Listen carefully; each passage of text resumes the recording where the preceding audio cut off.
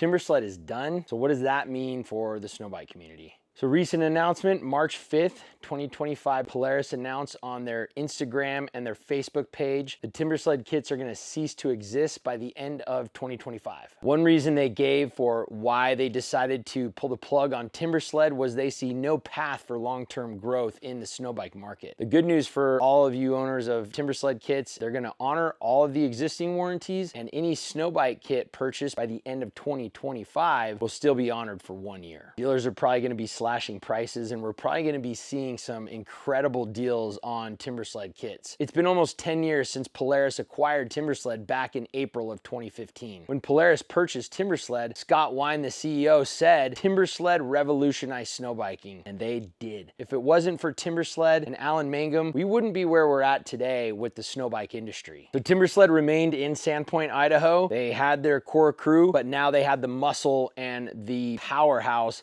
of Polaris backing them, helping drive the innovation, drive the growth of the Timbersled kit. And we saw the Arrow come out in, I think it was 2018, and it just continued to grow from there. You had the Arrow, you had the Riot, then you had the Arrow 3-inch track, then you had the Riot 3-inch track, and it just continued to grow into the powerhouse that we all know of the Timbersled name. It's not crazy to see a company pull back on a specific product within their portfolio. I mean, we have seen in just the last year and a half, 2 years, Yamaha discontinued making snowmobiles. They're like, we're no longer gonna make snowmobiles. KTM, we've all seen as of late, they're restructuring. They almost had to file for bankruptcy. Arctic Cat just shut the doors. I mean, that's a snowmobile company that's been around, I don't even know how many years, a long time. So this isn't crazy that this is happening. It really comes down to a numbers game for these big companies. That's the beauty of working with small businesses, is it's not just about the dollar. The snowbiking industry is still very niche. So at some point, it's gonna reach a maturation. So it matured, it grew, and we're to where we are now in the industry. So with 5 players until now, you had Timbersled, Mountaintop, who is owned by Alan Mangum, founder of Timbersled. You have CMX, Rail, I don't really know what's going on with them. You have Yeti out of Canada, and you have Mototrax here in the States. But now you remove Timbersled out of the game and you have 4 key players, right? I've been fortunate to personally meet and know all of the owners of the major 4 snowbike kits. And I can tell you and attest to the fact that these guys are riders. First and foremost, they are snowbikers, but they're innovators and they are pushing this sport forward. They want to see it grow. Obviously, I'm very bullish about the industry. I think it will grow. It's gonna level off here for a little bit because there's so many good kits still out there. There's now a lot of old kits on the market, kind of like snowmobiling, right? You can go buy old snowmobiles from the 90s, the early 2000s, and these snowmobiles still rip. That's where we're at with snowbiking, right? You can go buy these older kits, for instance, a Mountain Horse. You can pick those up for $1,000. Is it gonna have the latest and the greatest technology and be super lightweight? No, but you'll still go have fun. But that's where we're at with the industry. We got a lot of people that have adopted snowbiking, and there's a hardcore group, and now you've got new guys getting into it, and they're looking at it like, why do I wanna go spend $9,000 or $7,000 on a brand new kit if they don't even know if they like it yet? They don't even know what it's all about. So of course they're gonna go buy a used kit. And until we see a dedicated snow bike out there, I think this is where we're gonna see the industry not flounder, but this is going to be that leveling off within the snow bike industry. So I think it's a good thing because now we're seeing this huge player getting out of it, and it's now getting back to like how snow biking started. The small guys, right? Alan Mangum, who started Timbersled, I mean, he owns Mountaintop, so he's in the game. Mark Hoffman from CMX, dude's an OG. I mean, look up CMX snowmobiles. He's been in this industry for a long time. Mototrax, right? JP Stanek, who bought Mototrax, and he's invested. He's innovating as well with his kit. Mototrax also was one of the OG snowbike kits. The guys at Yeti, Snow MX, go look what happened there. They sold Yeti to Camso. Camso bought by Michelin. Guess what happened? They turned around and sold it back to the owners. That was 2 years ago. So now it's back in the hands of the guys that started Yeti Snow MX. Also the guys who started and still run today, C3. If you look around at any snow bike, you'll see everything is littered with C3 parts. So guys, you've got 4 players right now, 4 major players in the snow bike industry, and those guys are not gonna stop. I mean, they go on rides together. That's really where this industry is at now, is it's small. We're still all pioneers. We are are pushing the market ahead, and that's what we're gonna see this next chapter in this next, I guess, this next growth phase within the snowbike market. Yes, it sucks, right? We don't wanna see Timbersled go away, but this is a big corporate company, right? Polaris is not small. They are a big company. Snowmobiling has been their mainstay for 70 years. They know snowmobiling, they know what to do. They've got that fairly locked down. When they look at, I'm just speculating, right? When they look at their overall portfolio, snowbiking's here, snowmobiling's here. So they're looking at this like, are we really making any money with snowbiking? Is this an industry that we can see growth in? One of the things that happened, was it last year or just a little while ago, Polaris announced they were going to have a lawsuit against Alan Mangum. Well, that lawsuit was dropped, if that tells you anything. And everybody within the industry looked at that and said, that's not cool, guys. Like, why are you doing this? And I think that really hurt Timbersled, like that actual moment. I think that was a big pivot and a big shift for the industry as a whole. I'm not saying that's what killed Timbersled. I'm just saying that didn't do them any favors. And I don't think anybody within Timbersled was necessarily happy about that. I'm just speculating.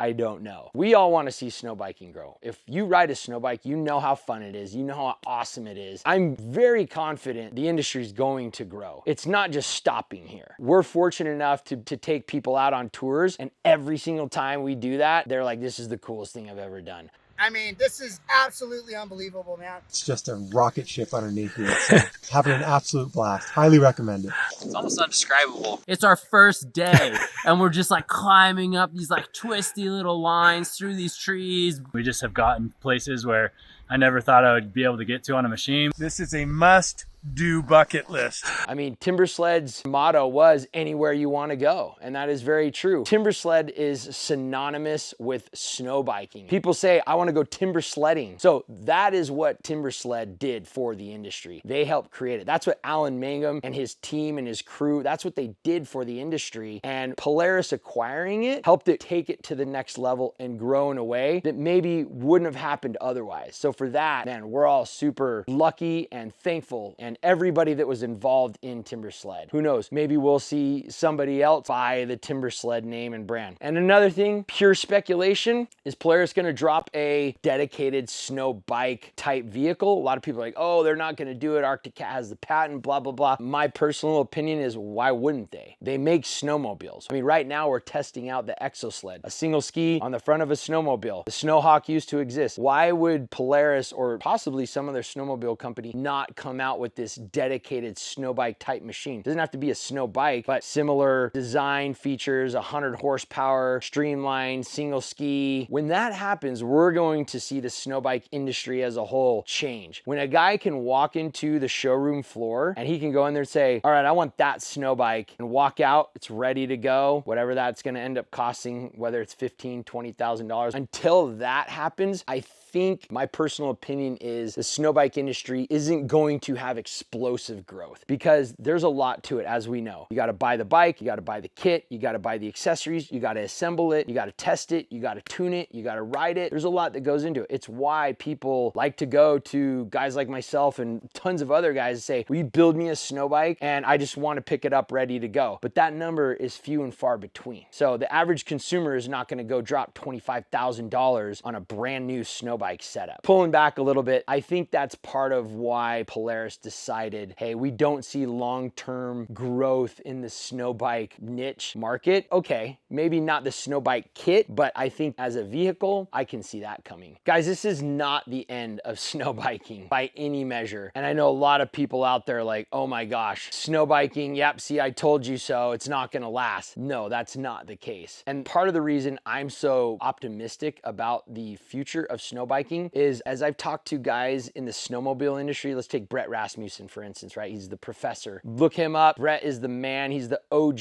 I think he's 70 now. And when those guys started pushing the mountain sleds, Arctic Cat at first was very hesitant and said, no, we're going to keep making trail sleds. Mountain sleds, nope, that's not what people want. We're going to stick to trail sleds. And Brett Rasmussen and a host of other guys were like, no, mountain sleds are the future. We want to see these types of sleds. This is what we want for riding and pushing further, faster. That's what we want. Then Brett left helping Arctic Cat, and guess who came out with one of the first like rider forward position snowmobiles? Skidoo did, the Rev model, right? I think that was 03, 04. Now look at the mountain snowmobile industry. It's the biggest segment within snowmobiling. That's what we're gonna see with snowbiking because they are easier to ride. They are super fun. The profile of a snowbike for anybody who rides a dirt bike feels very similar. So I can take any dirt biker, we can throw them on a snowbike and they pick it up like that. That's one of the reasons I'm so bullish on the growth of snowbiking long term. It may be 5 years, it might be 10 years, however long that looks, it's going to happen. Not only that, it's freaking badass. It's so fun to ride a snowbike. When we get to share that with others and take them out, they agree. So long term, guys, I think that once we have that dedicated machine, that's when we're really gonna see the explosive growth within the industry. And it's not just me saying this. This is other people in the industry who I talk to. We've seen some versions of these floating around, and a lot of people are like, why haven't they released this yet? Well, guys, when you start dealing with a vehicle, you're talking EPA regulations. It's millions and millions and millions of dollars of research and development, of legal BS, and you're coming out with a new vehicle. When it's a snowbike kit, you're just selling the kit. The motorcycle manufacturers, the dirt bike manufacturers, they're dialed. So there's nothing that anybody needs to do to buy a dirt bike or innovate a dirt bike. It's